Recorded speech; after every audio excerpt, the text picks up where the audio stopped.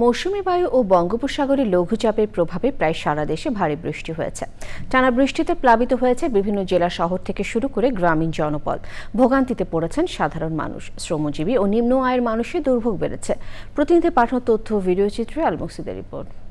Bundle থাকলে প্রতি সেনমানিতে টাকা বাঁচবে। বিকাশ সেনমানি বান্ডেল কিনে জিতুন প্রতি লেনদেনে। কয়েকদিনে টানা বর্ষণ ও ভারতের উজান থেকে নেমে আসা পাহাড়ি ঢলে ফেনীর মহুরী, কহুয়া ও সিলোনিয়া নদীর বন্যা নিয়ন্ত্রণ বাঁধের 15টি স্থান ভেঙে 98টি গ্রামসহ আশেপাশে বিস্তীর্ণ এলাকা প্লাবিত হয়েছে। মহুরী নদীর পানি বিপদসীমার উপর দিয়ে প্রবাহিত হচ্ছে। বন্যার পানিতে তলিয়ে গেছে ঘরবাড়ি, ব্যবসা প্রতিষ্ঠান, বীজতলা, জমির ফসল, মাছের ঘের। পানিতে ভেসে গেছে পুকুরের মাছ। ফেনী পরশুরাম আঞ্চলিক মহাসড়কের কিছু অংশ পানিতে তলিয়ে যাওয়ায় বন্ধ রয়েছে যান চলাচল। সন্ধ্যা 6টার পরে এরপরে মনে করেন আমরা রোগা দেখতে পাচ্ছি না, বানটা এখান থেকে ভাঙে গেছে। এখানে আজকে 2 দিন না, এটা 2 বছর আগের, তাহলে ওনারা 1 বছর পর হইলেও এটা সংস্কার করার দরকার উচিত ছিল। এটা তা না করে শুধু আসে, দুটো সেলফি তুলি, রেল লাইনের উপরে 15-20 জনকে জড়ো করি, 2-4 কথা বলি, তারা চলে যায়। এখন বাড়ি থেকে আনতেছি এই অবস্থায় কোনো উপায় নেই স্যার, বাড়িতে ফ্যাট ফানিয়েছি।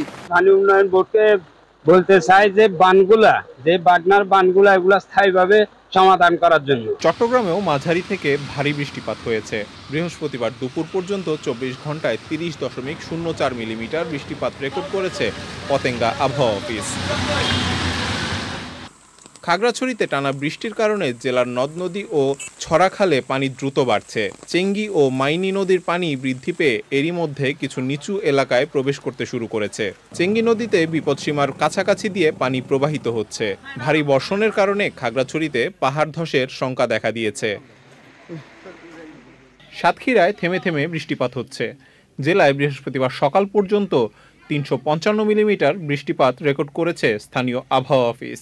বৈরী আবহাওয়ায় সাতক্ষীরার জনজীবন স্থবির হয়ে পড়েছে।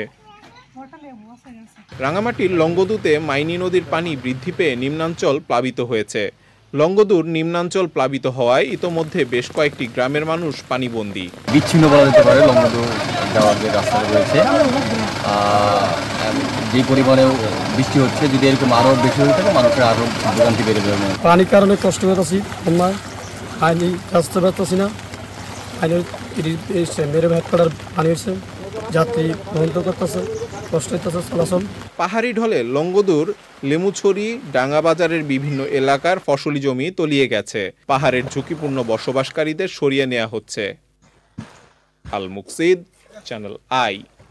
শুরু হয়েছে standard charter channel I agro অ্যাওয়ার্ডের 10ম আয়োজনের মনোনয়ন গ্রহণ। এবার নতুন ক্যাটাগরি বছরের সেরা ছাদ কৃষক সহ মোট 13টি ক্যাটাগরিতে পুরস্কার প্রদান করা হবে। মনোনয়ন গ্রহণ চলবে আগামী 15 জুলাই 2025 তারিখ পর্যন্ত। বিস্তারিত জানতে ভিজিট করুন www.agroaward.com এবং ফোন করুন 018737000556 এই নম্বরে।